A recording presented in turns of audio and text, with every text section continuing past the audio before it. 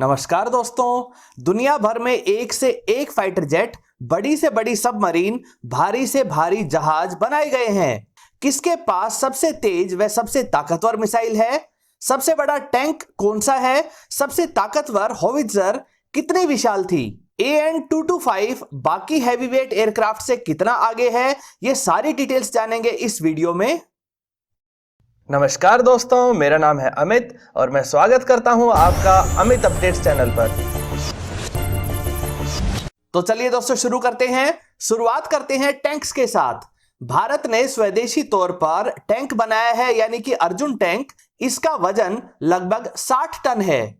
यह काफी जबरदस्त परफॉर्मेंस और फायर पावर वाला टैंक है, लेकिन इंडियन आर्मी लगातार इसके वेट को कम करने की बात कहती रहती है। वहीं अगर दुनिया के सबसे बड़े टैंक की बात करें तो वह हमारे अर्जुन टैंक से 16 टाइम्स ज्यादा वजनी था। जर्मनी को एक से एक बड़े हथियार बनाने का जुनून था और इसी का नतीजा था 39 मीटर लंबा लैंड क्रूजर टैंक, जिसका वजन 1000 टन था। इसमें एक की जगह पर 2 बैरल्स लगी हुई थी, जो सुपर हैवी शेल्स की सहायता से दुश्मन को बहुत बड़ा नुकसान दे सकते थे।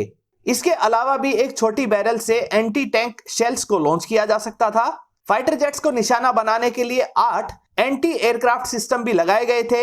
इस सुपर हैवी टैंक को ऑपरेट करने के लिए 40 लोगों की आवश्यकता होती थी, लेकिन फाइटर जेट के लगातार अपग्रेड होने के कारण यह माना गया कि इतने बड़े टारगेट को फाइटर जेट से बचाना बेहद मुश्किल हो जाएगा, इसलिए इसके प्रोडक्शन को बंद कर दिया गया। बात करते हैं होवित्जर की। इनका काम होता है दुश्मन की टुकड़ियों पर जबरदस्त अटैक करके उन्हें खदेड़ देना। भारत ने स्वदेशी धनुष आर्टिलरी बना ली है। K9 वज्रा के रूप में हमारे पास सेल्फ प्रोपेल्ड होवित्जर भी है। अमेरिका से ली गई M777 अल्ट्रालाइट होवित्जर भी है, जिन्हें शिनूक हेलीकॉप्टर से फॉरवर्ड बेसिस तक पहुंचाया जा सकता है। अब बात करते हैं दुनिया की सबसे पावरफुल होवित्जर की, तो यह भी जर्मनी के पास ही थी। शेवरर गोस्तव नाम की यह होवित्जर 1350 टन वजनी थी।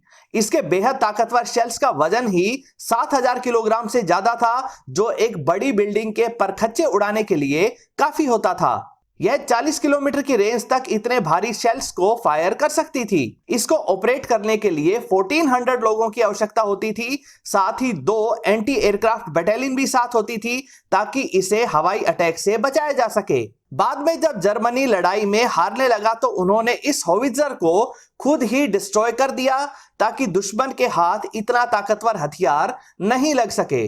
दोस्तों अब बात करते हैं बड़े ट्रांसपोर्ट एयरक्राफ्ट की। भारत हैवीवेट कार्गो ट्रांसपोर्ट के लिए रशियन IL-76 व अमेरिकन C-17 ग्लोबमास्टर पर निर्भर है। IL-76 का maximum take off weight 1,95,000 kilogram यानी कि 195 टन है, तो वहीं अमेरिका से लिए C-17 ग्लोबमास्टर का maximum take off weight 265,000 kilogram है, यानी कि 265 टन। यह 77 टन के कार्गो को ले जा सकता है। लेकिन अगर सबसे बड़े एयरक्राफ्ट की बात करें तो वह रिकॉर्ड है एंटोनोव AN-225 के नाम। इसका take off wait C-17 Globemaster से 3 टाइम्स ज्यादा है। यह 710 टन के टोटल वेट के साथ भी उड़ान भर सकता है। इसके नाम आज तक का सबसे हैवी पेलोड 253 टन का कार्गो ले जाने का रिकॉर्ड है। इसके विंग स्पैन 290 फीट के हैं, जो सबसे ज्यादा है। इसमें 6 इंजन्स का इस्तेमाल किया गया है। मुख्य तौर पर इसे रशियन स्पेस शटल को कैरी करने के लिए बनाया गया था। इस तरह का यह दुनिया में अकेला ही एयरक्राफ्ट है। इसे दुनिया भर में सुपर हैवी कार्गो को ले जाने के लिए इस्तेमाल किया जाता है।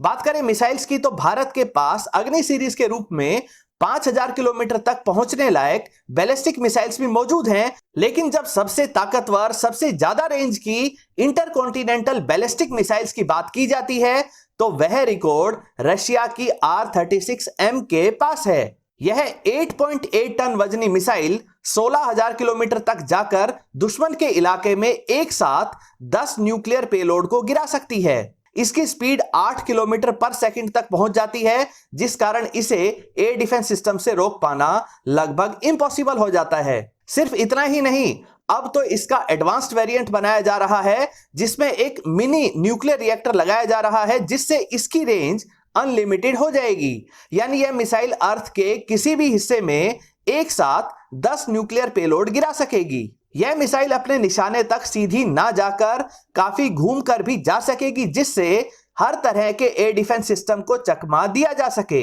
अगर हाइपरसोनिक मिसाइल्स की बात करें तो यहां भी रशिया सबसे आगे है। उन्होंने एवेनगार्ड नाम के हाइपरसोनिक ग्लाइड व्हीकल को बना लिया है, जिसकी स्पीड 27 मैक यानी लगभग 35,000 किलोमीटर पर आवर तक भी पहुंच सकती है। यह भी कई सारे न्यूक्लियर पेलोड्स को एक साथ ले जा सकती है। साथ ही यह इतनी स्पीड पर भी मैन्यूवरिंग है, जिस कारण मौजूदा समय का कोई भी एयर डिफेंस सिस्टम इसे नहीं रोक सकता है।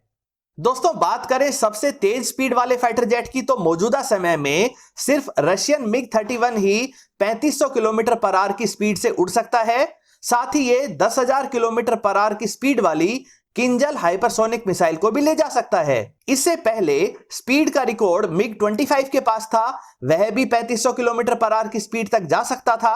अमेरिकन SR-71 ब्लैकबर्ड भी 3500 किलोमीटर पर आवर की स्पीड तक उड़ सकता था, लेकिन वह जासूसी एयरक्राफ्ट था, फाइटर जेट नहीं। वैसे आज तक सबसे तेज उड़ने वाले एयरक्राफ्ट की बात करें जिसे पायलट ने उड़ाया हो तो वह रिकॉर्ड अमेरिका के पास है। अमेरिकी X-15 एक रॉकेट पावर्ड हाइपरसोनिक स्पीड वाला एयरक्राफ्ट था। 1967 में इसने 7,274 किलोमीटर पर आवर की स्पीड को हासिल कर लिया था। यह रिकॉर्ड पिछले 50 वर्षों में भी तोड़ा नहीं जा सका है। वैसे स्पीड की ही बात करें तो जब स्पेस शटल अंतरिक्ष से वापस पृथ्वी की ओर आते हैं तो ग्रेविटी के कारण उनकी स्पीड 28,000 किलोमीटर पर आवर तक पहुंच जाती है।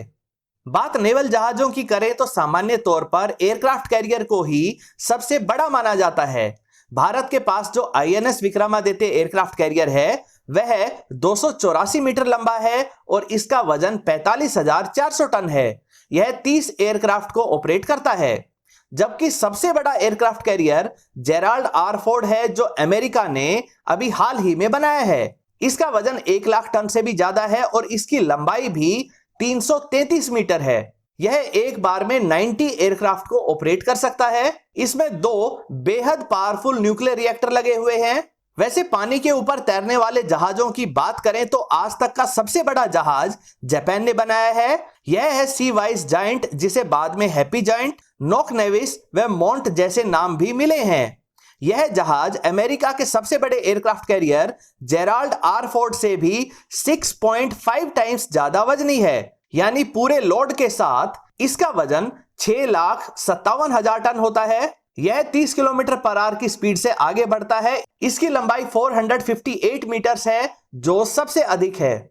दोस्तों, अब बात करते हैं सबमरीन्स की। भारत के पास लगभग 16 सबमरीन्स हैं, जिनमें ज्यादातर डीजल इलेक्ट्रिक हैं। इनका वेट लगभग 3,000 टन तक है। 2 स्वदेशी तौर पर बनाई गई nuclear powered submarines INS Arihant और INS अरिघाट हैं, जिनका वजन 6,000 टन है। इसके अलावा हमारे पास रशिया से लीज पर ली गई INS चक्रा न्यूक्लियर पावर्ड सबमरीन भी है, जिसका वजन 8,000 टन है। लेकिन जब आज तक की सबसे बड़ी सबमरीन की बात करते हैं तो नाम सामने आता है रशियन टाइफून क्लास की सबमरीन का। इस सबमरीन का डिस्प्लेसमेंट 45,000 टन का है। 160 लोगों के क्रू द्वारा संचालित इस सुपर हैवीवेट सबमरीन को चलाने के लिए एक नहीं 2 न्यूक्लियर रिएक्टर लगाए गए हैं। साथ ही इसमें 2 शाफ्ट इस्तेमाल होती हैं। यह सबमरीन एक बार में ही 20 न्यूक्लियर पेलोड वाली लॉन्ग रेंज की बैलिस्टिक मिसाइल्स को लेकर चलती है। दोस्तों, ये थे सबसे बड़े जहाज, मिसाइल्स, सबमरीन्स, टैंक व होवित्जर। ये वीडियो आपको कैसी लगी कृपया कमेंट सेक्शन में जरूर बताएं। अगर ये वीडियो आपको अच्छी लगे तो इसे लाइक करें, दोस्तों के साथ शेयर करें और चैनल को सब्सक्राइब करना ना भूलें। नमस्कार।